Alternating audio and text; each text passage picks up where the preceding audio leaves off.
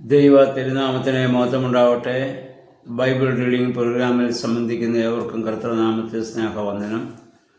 പ്രഭാത പുസ്തകം 37-ാം അധ്യായമാണ് നമ്മളിന്ന് വായിക്കുന്നത്. നിങ്ങൾ 37-ാം അധ്യായം വായിക്കുമ്പോൾ നമ്മൾ സമാഗമന കൂടാരവുമായി ബന്ധപ്പെട്ടതിൻ്റെ ഭാഗങ്ങളൊക്കെ നമ്മൾ ചിന്തിച്ചു കഴിഞ്ഞു. ഇനി അതുമായി ബന്ധപ്പെട്ട ഒരു ഭാഗം ഞാൻ ചിന്തിക്കുവാൻ ആഗ്രഹിക്കുന്നത് അഭിഷേക തൈലത്തെക്കുറിച്ചാണ്. പുരോഹിതനും മഹാപുരോഹിതനും ഒക്കെയും ഈ അഭിഷേക തൈലം അഭിഷേകം ചെയ്യപ്പെടണമായിരുന്നു. ഈ അഭിഷേക തൈലം പരിശുദ്ധാത്മാവിൻ്റെ ഒരു വലിയ പ്രതീകമാണ്. ജലവും തൈലവും അഗ്നിയും ഒക്കെ പരിശുദ്ധാത്മാവിനെ സൂചിപ്പിക്കുന്ന പ്രതീകങ്ങളാണ് പഴയ നിയമത്തിലും പുതിയ നിയമത്തിലും ഒക്കെ. അതുകൊണ്ട് ഇനി പറയുന്ന ഈ തൈലമുണ്ടാക്കുന്ന ആ മാനദണ്ഡമാണ് പുതിയ നിയമത്തിൽ പരിശുദ്ധ സഭയിൽ മൂറോൻ അഭിഷേകം. മൂറോൻ ഉണ്ടാക്കുന്നതും ഇതിൻ്റെ അടിസ്ഥാനത്തിലാണ്. പരിശുദ്ധാത്മാ നൽവരത്തിനു വേണ്ടി ഒരു വ്യക്തിയുടെ മേൽ സ്നാനം കഴിഞ്ഞാൽ ഉടനെ പുരോഹിതൻ അഭിഷേകം ചെയ്യുന്നത് പരിശുദ്ധ മൂറോൻ കൊണ്ടാണ്. ഈ അഭിഷേക തൈലം എങ്ങനെ ഉണ്ടാക്കണമെന്ന് മോശയ്ക്ക് യഹോവയായ ദൈവം കൃത്യമായ ഒരറിയിപ്പ് നൽകുന്നുണ്ട്. പുറപ്പാട് പുസ്തകം 30-ാം അധ്യായത്തിൻ്റെ 22 മുതലുള്ള വാക്യങ്ങൾ നമുക്കത് വായിക്കാം. അവിടെ ഇപ്രകാരം പറയുന്നു: കർത്താവ് മോശയോട് അരുളി ചെയ്തു, മികച്ച സുഗന്ധദ്രവ്യങ്ങൾ എടുക്കുക. വിശുദ്ധ മന്ദിരത്തിൽ നിലവിലിരിക്കുന്ന ഷെക്കേലിൻ്റെ കണക്കനുസരിച്ച് 500 ഷെക്കേൽ ശുദ്ധമായ മീറയും 250 ഷെക്കേൽ സുഗന്ധമുള്ള കറുവാപ്പട്ടയും 250 ഷെക്കേൽ സുഗന്ധ സസ്യവും 500 ഷെക്കേൽ അമരിപ്പട്ടയും 1 ഹീൻ ഒലിവെണ്ണയും എടുക്കുക. സുഗന്ധ തൈലങ്ങൾ നിർമ്മിക്കുന്ന വിദഗ്ധനെ പോലെ ഇവയെല്ലാം കൂട്ടിക്കലർത്തി ഒരു വിശുദ്ധ തൈലമുണ്ടാക്കണം. അത് വിശുദ്ധമായ അഭിഷേക തൈലമായിരിക്കും. ഇപ്പോൾ ഏറ്റവും സുഗന്ധം പരത്തുന്നതായ ചില സസ്യങ്ങളും അതിൻ്റെ ഭാഗങ്ങളും അതോടൊപ്പം ഒലിവെണ്ണയും അത് ചേർത്തിട്ടാണ് ഏറ്റവും മനോഹരമായ, ഏറ്റവും നല്ല സുഗന്ധം നൽകുന്ന ശ്രേഷ്ഠമായ ഈ സുഗന്ധതൈലം ഉണ്ടാക്കുന്നത്.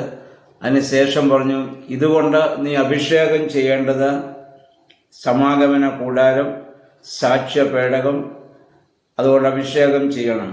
മേശയും വിളക്കുകാലും അവയുടെ ഉപകരണങ്ങളും ധൂപപീഠവും ദഹന ബലിപീഠവും ഉപകരണങ്ങളും ക്ഷാളനപാത്രവും അതിൻ്റെ പീഠവും നീ അഭിഷേകം ചെയ്യണം.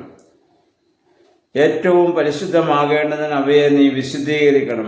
അവയെ സ്പർശിക്കുന്നതെല്ലാം വിശുദ്ധമാകും.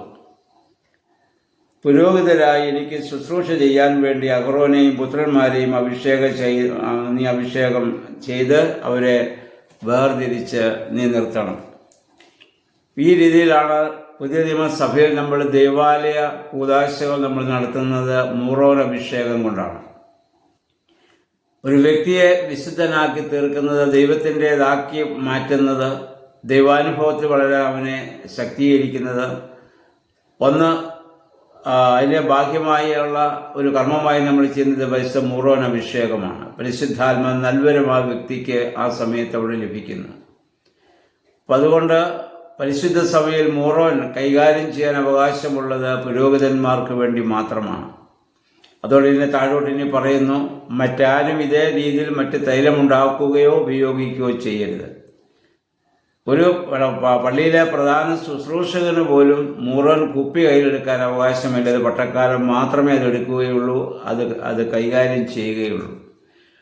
ഒരു പാത്രത്തിൽ നിന്ന് മറ്റൊരു പാത്രത്തിലേക്ക് പകരാൻ വൈദികർക്കും അവകാശമുള്ളത് മെത്രാപ്പോലീത്തയ്ക്ക് മാത്രമേ സാധിക്കുകയുള്ളൂ. അത്രമാത്രം വിശുദ്ധമായിട്ടാണ് പരിശുദ്ധ മൂറോനെ സഭ കാണുന്നത്. ആയതുപോലെ തന്നെയാണ് പഴയ നിയമത്തിലെ മോശയെയും കൊണ്ട് ദൈവം ഈ അഭിഷേക തൈലം ഉണ്ടാക്കിച്ചതിൻ്റെ കൊണ്ടാണ് പുതിയ നിയമത്തിൽ നമ്മൾ ഈ മൂറോൻ അഭിഷേകം നമ്മളിവിടെ ഉണ്ടാക്കുന്നത്. ഇത് ദൈവം നേരിട്ട് മോശയ്ക്ക് പറഞ്ഞു കൊടുക്കുകയാണ്. അതുകൊണ്ട് മറ്റാരും ഇത് കൈകാര്യം ചെയ്യാൻ പാടില്ല. അങ്ങനെ ചെയ്യുന്നവനൊക്കെ നിങ്ങളുടെ സമൂഹത്തിൽ നിന്ന് ഛേദിക്കപ്പെടണം എന്നാണ് യഹോവയായ ദൈവം അവിടെ പറഞ്ഞിരിക്കുന്നത്.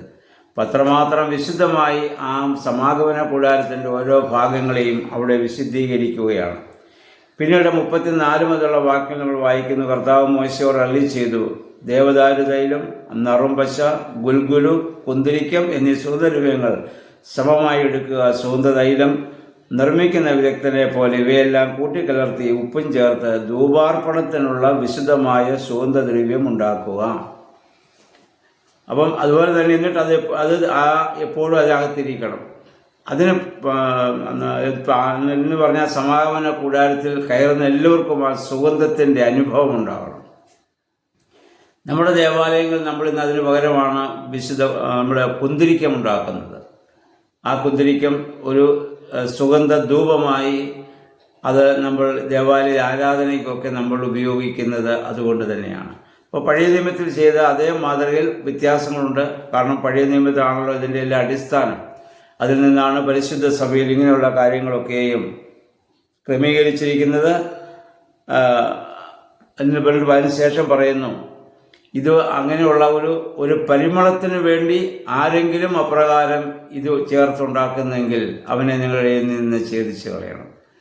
അത്രമാത്രം വിശുദ്ധമാണ് ദേവാലയവും അതിലെ സാധനങ്ങളും അതിലുപയോഗിക്കുന്നതായ ഉപകരണങ്ങളും അതുമേൽ ചെയ്യുന്നതായ അഭിഷേകവും. അപ്പം ആ രീതിയിലാണ് ഇത് നമ്മൾ മനസ്സിലാക്കണം. പുതിയ നിയമത്തിൽ വരുമ്പോൾ യഥാർത്ഥ ദൈവാലയം നമ്മൾ തന്നെയാണ്. അതുകൊണ്ടാണ് നമ്മളെ ഓരോരുത്തരും സ്ഥാനപ്പെടുമ്പോൾ നമ്മുടെ ഈ അഭിഷേക തൈലം കൊണ്ട്, മുറോൻ അഭിഷേകം കൊണ്ട് നമ്മളെ അഭിഷേകം ചെയ്യുന്നത് അതുകൊണ്ടാണെന്ന് നമ്മൾ ഓർത്തിരിക്കുക. അപ്പം വിശുദ്ധ മുറോൻ പുതിയ സഭയിൽ ഉണ്ടാക്കുന്നതിൻ്റെ അടിസ്ഥാനം പഴയ നിയമത്തിൽ മോശ മുഖാന്തരം യഹോവയായ ദൈവം കൊടുത്ത ഈ ഒരു സുഗന്ധ തൈലമുണ്ടാക്കുന്ന അതേ രീതിയിൽ തന്നെയാണെന്ന് നമ്മൾ ഓർത്തിരിക്കുക. അപ്രകാരം ഇതൊക്കെ മനസ്സിലാക്കുവാനും അത് കാരണം മനുഷ്യനെ സംബന്ധിച്ചിടത്തോളം പ്രതീകാത്മകമായിട്ട് മാത്രമേ പല കാര്യങ്ങളും നമുക്ക് ചെയ്യാൻ പറ്റുകയുള്ളല്ലോ. ബാഹ്യമായി നമുക്കറിയാമല്ലോ, കുദാശകളെന്ന് പറഞ്ഞാൽ എന്താണ്, അല്ലെങ്കിൽ അപ്രത്യക്ഷമായ കൃപാവരങ്ങളുടെ പ്രത്യക്ഷമായ അടയാളങ്ങൾ മാത്രമാണത്. ഇത് ബാഹ്യമായ അടയാളങ്ങൾ ചെയ്യുമ്പോൾ അപ്രത്യക്ഷമായ കൃപാവരം നമുക്ക് ലഭിക്കുന്നു എന്നുള്ളതാണ്. ആ രീതിയിൽ സഭയിലെ എല്ലാ ശുശ്രൂഷകളെയും ഉപയോഗിക്കുന്ന സാധനങ്ങളെയും കാണുവാൻ നമുക്കിടയായി തീരണം. ഇന്നത്തെ ദിവസം ഈ അഭിഷേക തൈലവുമായി ബന്ധപ്പെട്ട് ചിന്തിക്കുക. അതേസമയം നിങ്ങൾ 37-ാം അധ്യായം ഇന്ന് വായിച്ച് ധ്യാനിക്കുക. എല്ലാവർക്കും നല്ല സുഖദിനം ആശംസിക്കുന്നു. ദൈവനാമം മാത്രം മഹത്വപ്പെടുവാൻ ഇടയാവട്ടെ.